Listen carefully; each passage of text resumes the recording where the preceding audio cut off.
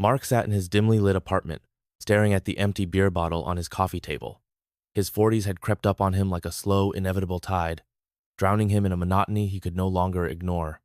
His job, a mindless cycle of emails and conference calls, had lost its meaning years ago. His marriage had dissolved into polite nods and passive-aggressive arguments until one day, it simply wasn't there anymore. He had watched his ex-wife pack her things, had signed the divorce papers without a fight, and had realized that the life he had spent decades building was now nothing but an abandoned structure. And so, he did what men like him always do when faced with an existential crisis. He searched for an escape. Late at night, he scrolled through forums, travel blogs, and YouTube channels, each promising the same dream freedom. The Philippines, they all said, was the perfect place for men looking to start over. The pictures were seductive. Golden beaches stretching into infinity. Young women with wide smiles. A lifestyle that cost next to nothing. He read stories of men who had retired early, who had found love, who had finally discovered happiness in a land that seemed to exist outside of time. Mark told himself it wasn't about women. That wasn't why he was interested. It was about adventure, a fresh start, a new life. So he made a decision. He liquidated his assets, sold his house, and packed only what he needed. His coworkers were surprised, but not concerned. His friends, those who still remained, shrugged and told him to send postcards. No one really cared. It was as if he had already faded into the background of their lives long before he had even left. As his plane took off, he felt an unfamiliar sensation deep in his chest excitement. He wasn't just traveling. He was erasing everything that had come before. Manila was nothing like he expected. The heat hit him like a wall the moment he stepped off the plane, thick and unrelenting. The airport was chaotic, filled with voices speaking a language he didn't understand. The air a mixture of jet fuel and something sweet, like fruit left too long in the sun. He had imagined an easy transition, a smooth arrival into his new life, but reality had other plans. The taxi ride from the airport was an assault on his senses. The traffic was relentless, cars and motorbikes weaving in and out with no apparent rules. Horns blared constantly, but no one seemed to care. The streets were lined with a mix of towering skyscrapers and crumbling buildings, neon signs flickering in the humid night air. He had seen photos, watched videos, but nothing had prepared him for the sheer chaos of it all. His hotel was a disappointment. The photos online had made it look modern, comfortable. In reality, it was small, outdated, the air conditioning barely functioning. The bed creaked beneath his weight, and the window looked out onto an alley filled with stray cats and discarded trash. It wasn't the paradise he had imagined, but it was temporary. Just a starting point. The first few days were disorienting. The city was loud, alive in a way that exhausted him.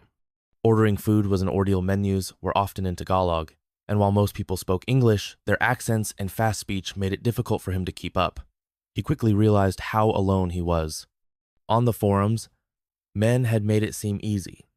You land, you meet people, you settle in. They didn't talk about the loneliness. They didn't talk about how isolating it felt to be surrounded by people but entirely disconnected from them.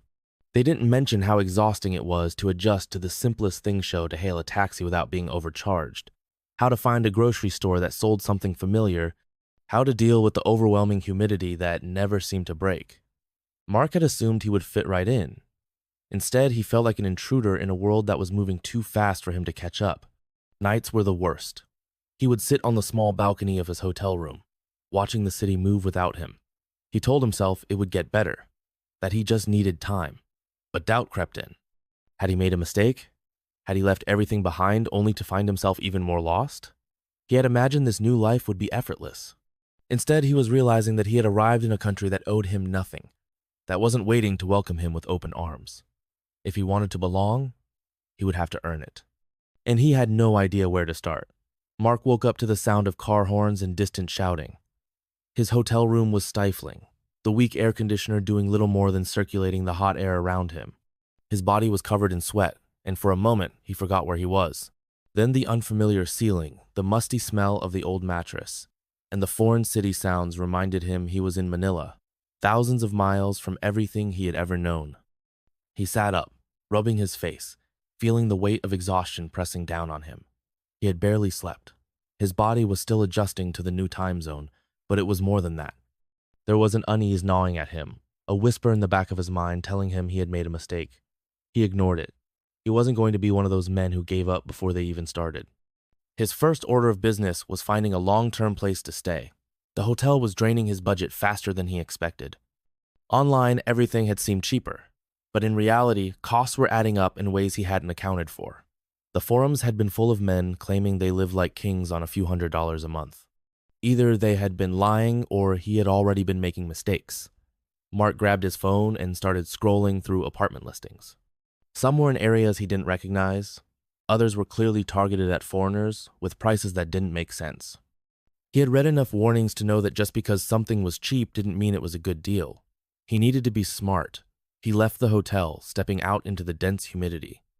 The heat wrapped around him like a wet blanket, making it hard to breathe. He flagged down a taxi, and after a brief, awkward exchange with the driver, he was on his way to see an apartment in Makati, the business district. He had read that it was one of the safest places for foreigners, but as he watched the city blur past the window, he wondered if he was already making another mistake. The apartment was small but modern, with a decent view of the city. The price was higher than he wanted, but he reasoned that it was worth it to have some level of comfort. The landlord, a polite but distant woman, handed him the contract, and without much hesitation, he signed. He didn't want to waste more time bouncing between hotels. This would be his base while he figured everything else out. The first few nights in his new place felt like a small victory. He had space, privacy, a sense of stability. He stocked the fridge with groceries, learned how to navigate the nearest convenience store, and even managed to introduce himself to the doorman, who gave him a polite nod but little else. But the loneliness lingered.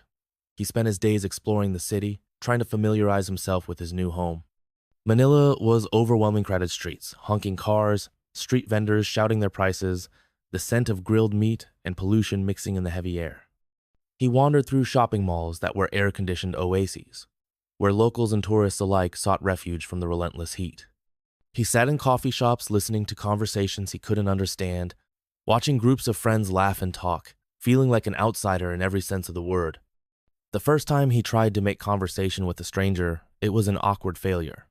He had read that Filipinos were friendly, that they welcomed foreigners, but as he stumbled through small talk with a woman working at a bookstore, he realized that friendliness wasn't the same as connection. She smiled, nodded at his questions, and then politely excused herself.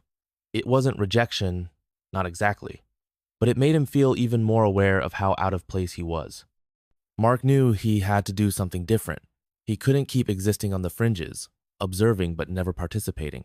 He needed to meet people, to integrate, to find some kind of purpose. The problem was, he had no idea how. Late one night, frustration bubbling inside him, he logged onto one of the expat forums he had relied on before his move. He started scrolling through threads, looking for advice, for anything that could point him in the right direction.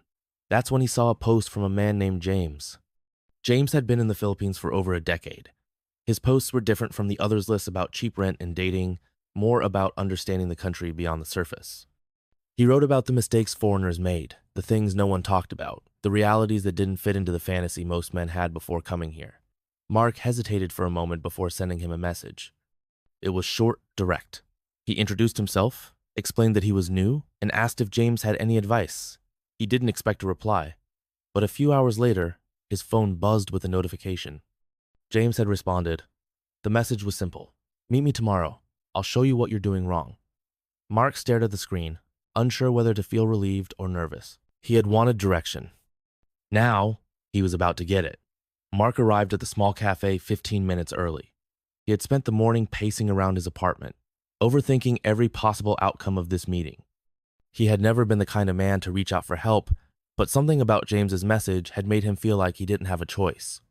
If he kept going the way he was, he would either burn through his money and go back to the States humiliated, or fade into the background, just another lost foreigner who came to the Philippines thinking it would fix something inside him. The cafe was tucked into a quiet side street, far from the chaos of Manila's main roads. The smell of strong coffee mixed with the scent of baked bread, a welcome contrast to the diesel fumes and street food grease that usually filled the air outside. Mark found a table near the back and ordered a black coffee, hoping it would settle the anxious energy twisting in his stomach. James walked in exactly on time. He wasn't what Mark had expected. In the forums, his posts had carried a weight of authority, making Mark picture someone older, maybe a retired businessman or a hardened traveler. But James was in his early 50s, tall, lean, with sun-worn skin and an easy confidence in the way he moved. He wore a simple button-up shirt, sleeves rolled to his elbows, and a pair of well-worn jeans. He looked like he belonged.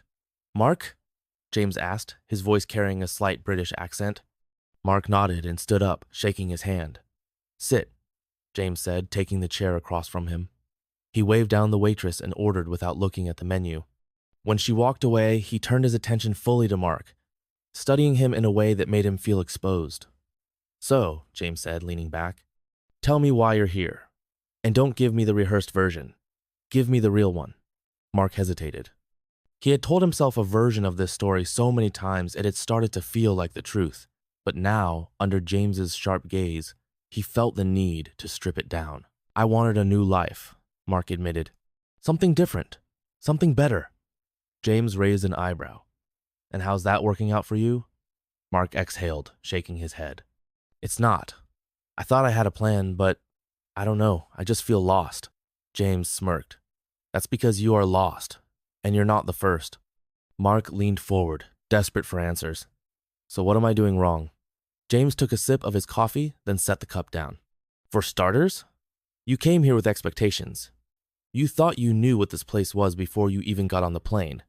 That's your first mistake." Mark frowned. "I did my research." "No," James interrupted. "You read what you wanted to read. You watched videos made by men who only showed you what you wanted to see. And now you're sitting here, realizing that reality doesn't match the fantasy." Mark didn't argue. James was right. "This country isn't here to save you, Mark," James continued. "It doesn't owe you anything. It's not some paradise designed for foreigners who want to escape their problems. If you want to make a life here, you have to understand it. You have to stop trying to force it to fit the version you had in your head." Mark let the words sink in.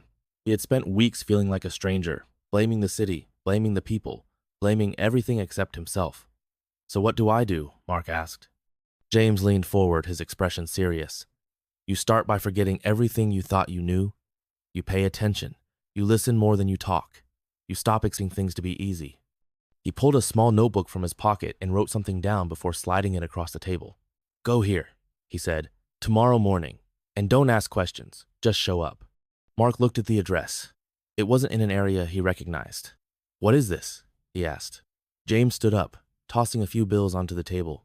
"It's the beginning of you figuring out whether or not you actually belong here." And with that, he walked out, leaving Mark alone with his thoughts. Mark stared at the address James had given him. He had looked it up the night before, scanning Google Maps, trying to get a sense of where he was going. It wasn't in Makati, or BGC, or any of the expat-heavy neighborhoods he had seen in his research. It was on the outskirts of Manila, in a district he had never heard of. No skyscrapers, no high-end condos, just narrow streets, local businesses, and neighborhoods that didn't cater to foreigners. He could have backed out. It would have been easy to send James a message, make an excuse, and go back to his routine of walking around the city aimlessly, trying to convince himself that he was adjusting. But something in him refused to take the easy way out. Maybe it was pride. Maybe it was the gnawing feeling that if he didn't do this, he would never actually belong here. So he went. The taxi ride took over an hour, the dense Manila traffic making every mile feel like a battle. As they moved further from the familiar parts of the city, the scenery changed. The polished buildings gave way to older structures, weathered by time and the elements. Sidewalks narrowed, lined with sari-sari stores, food stalls, and children playing in the streets. Stray dogs wandered lazily between parked tricycles. The scent of grilled fish, exhaust fumes, and something distinctly sweet filled the humid air. The driver glanced at Mark in the rearview mirror, as if silently questioning whether he knew where he was going. "You sure this is the place, sir?" he asked, switching to English. Mark nodded, more confidently than he felt. "Yeah, here's fine." He paid the fare and stepped out onto the street. Immediately, he felt the shift. In Makati, he was one of many foreigners, another expat lost in the city's polished facade. Here, he stood out. Eyes followed him not with hostility, but with curiosity. A few people nodded in acknowledgement, while others simply watched. He wasn't used to it. James hadn't told him what to expect, only that he needed to show up. The address led him to a small shop, a hardware store tucked between two street vendors selling fresh produce. The metal shutter was halfway open, revealing rows of tools, spare parts, and a man behind the counter who looked like he had seen everything Manila had to offer. Mark hesitated before stepping inside. The man glanced up, barely reacting to the sight of him. You James's friend? He asked, his voice gruff but not unfriendly. Mark nodded. The man gestured to the back of the shop. Go through there. Mark walked past stacks of paint cans and shelves lined with bolts and screws, pushing open a wooden door that led to a small courtyard.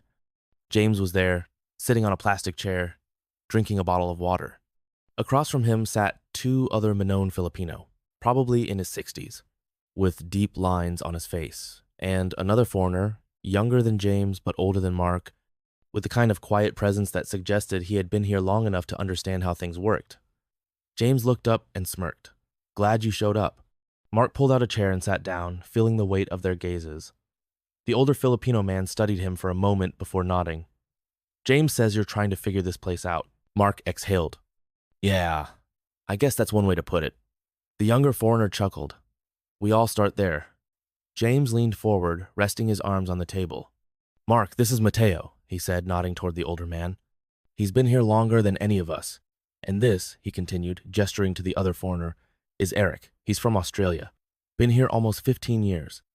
Mark shook their hands, trying to gauge what exactly he had walked into. All right, James said, settling back into his chair.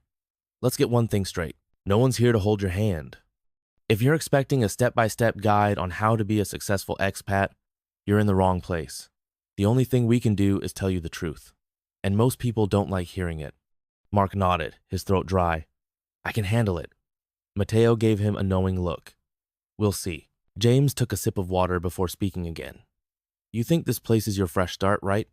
You're not the first. Men come here all the time thinking they're escaping something. A divorce, a dead-end job, a life they don't want anymore. They land, expecting paradise. But here's the thing, wherever you go, you take yourself with you. And that's what screws most guys up. Mark felt those words land heavier than he expected. Most foreigners don't last, Eric added. They burn through their money, get involved with the wrong people, or just can't handle the reality of living here. They come expecting an easy life, and when it doesn't go the way they imagined, they pack up and leave. James leaned in, his voice lower now. So, Mark, the real question, are you actually here to live? Or are you just running away? Mark's instinct was to deny it, to argue that he wasn't like those other men, that he wasn't running. But the truth was, he didn't know. He had told himself this was about starting over. Maybe it had always been about leaving something behind.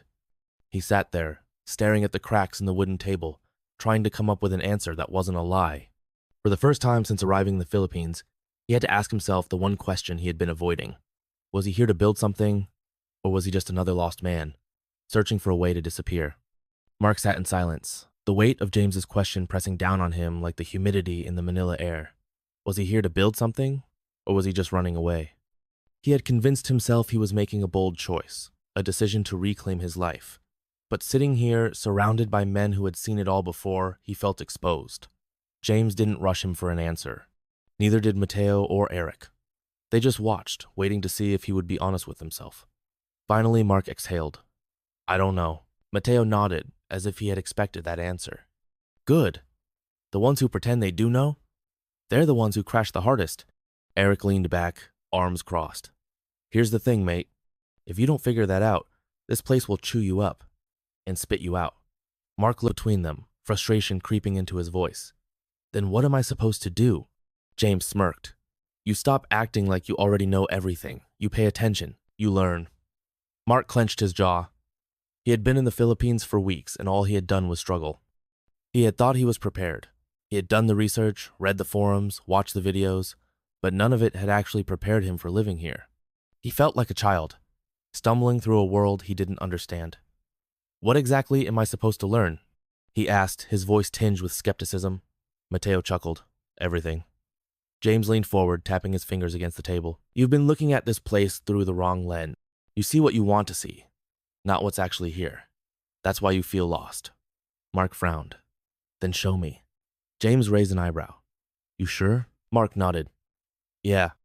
I don't want to be one of those guys who just floats around pretending they get it. If I'm going to be here, I want to understand it.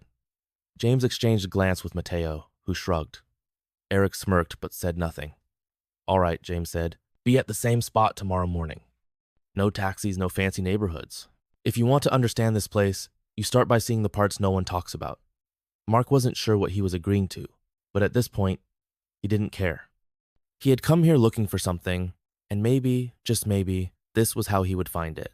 The next morning, Mark woke up before sunrise. Manila was quieter at this hour, the usual chaos still sleeping. He left his apartment, resisting the urge to take a taxi, and instead followed James's instructions, taking a jeepney toward the meeting point. Riding a jeepney was something he had avoided until now. The idea of squeezing into a crowded, open-air vehicle with locals had felt intimidating. But he told himself that was exactly the kind of thinking he had to get rid of. He climbed in, handing a few pesos to the driver, mumbling a destination he hoped was correct. The ride was an experience in itself. The seats were packed, the air thick with the scent of sweat and exhaust. Vendors walked up to the open back, offering snacks and cigarettes. Conversations in rapid Tagalog surrounded him. No one paid him much attention, except for a young boy who stared at him, clearly curious about the foreigner in their midst. When Mark finally reached his stop, James was already waiting, leaning against a small shop. He nodded in approval. "Didn't think you'd actually take a jeepney." Mark shrugged. "Figured I might as well start somewhere." James chuckled. "Good. Now let's go." They walked through narrow streets, past makeshift houses made of corrugated metal, laundry hanging from every available surface. It wasn't the Manila Mark had seen in travel brochures. This was the side most foreigners ignored, the one without luxury condos, high-end malls, or tourist attractions. Children played barefoot in the streets, their laughter echoing through the alleys. Vendors grilled fish over open flames, the smoke rising into the humid air. Old men sat on plastic chairs, playing cards, their eyes flicking toward Mark as he passed. "You see that?" James asked, gesturing toward a small sari store. A group of people sat outside, chatting casually, passing around bottles of beer. Mark nodded. "Yeah, that's community," James said. "That's what most foreigners never understand. Filipinos don't live in isolation. They don't shut themselves off in apartments, waiting for life to happen to them. They live in the moment. They share. They talk. That's why guys like you struggle. You don't know how to be part of something bigger than yourself." Mark absorbed the words. He had spent his life chasing independence, believing that self-sufficiency was the key to happiness. But here, in this place so different from what he knew, people thrived on connection. They walked for hours, James pointing out things Mark had never noticed before. The way people bartered at markets, how street vendors had their own unspoken codes, the small gestures of respect embedded in everyday interactions. He explained how foreigners often misunderstood the culture not because they were ignorant, but because they refused to adapt. As the sun climbed higher, they stopped at a small eatery tucked between two buildings. James ordered for both of them, and soon plates of food were set in front of them: grilled fish, rice, vegetables, seasoned with local spices. Mark took a bite and was surprised by how good it was. "I've been eating at the wrong places." James laughed. "You've been living the wrong way." Mark let that sink in. For the first time since he had arrived, he felt like he was actually beginning to see the country for what it was, not just what he had expected it to be. As they ate, James leaned back and studied him. "So? Still think you know what you're doing here?" Mark shook his head, a small smile forming on his lips. "Number. But I think I'm starting to figure out how to learn." James nodded. "That's a start." And for the first time since landing in the Philippines, Mark felt like he was finally headed in the right direction.